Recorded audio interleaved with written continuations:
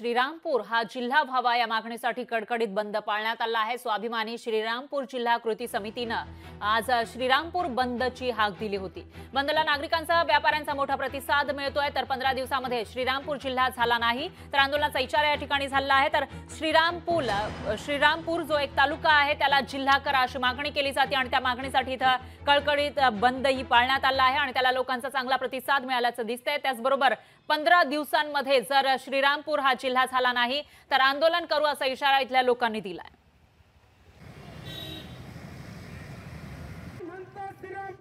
श्रीरामपूर जिल्हा करावा या मागणीसाठी श्रीरामपूर बंद पुकारण्यात आला होता। त्याला सर्व व्यापाऱ्यांनी स्वयंस्फूर्तीने बंद ठेवून कडकडीत बंद ठेवून जाहीर पाठिंबा दिलेला आहे।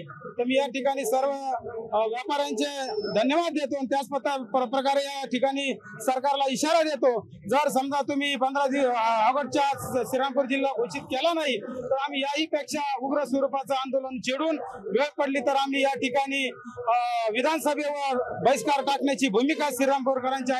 याची सरकारने गंभीर दखल घ्यावी। आज सुदैवाने म्हणा किंवा दुर्दैवाने म्हणा महायुतीचं सरकार या ठिकाणी आहे। शिंदे गटाचे मुख्यमंत्री असतील, अजितदादा पवार असतील, त्याप्रमाणे भाजप असतील, त्यांचे प्रमुख लोक इथं उपस्थित आहेत। आज मी या सर्व सत्ताधिकाऱ्यांना आवाहन करतो की इथले जे त्या पक्षाचे प्रतिनिधी करतात त्यांनी त्या मुख्य प्रतिनिधीकडे जाऊन ही मागणी करावी आणि जिल्हा करण्यासाठी प्रयत्न करावे। नाहीतर लवकरच आपले इथे जे महसूल मंत्री राधाकृष्ण विखे पाटील असतील त्यांच्या लोणीला इथून सर्वांनी आम्ही दिंडी काढणार आहोत व त्यांच्याकडे आमचं कारण मांडणार आहोत। लोकशाही मराठी ऐका, पहा, जागरूक रहा।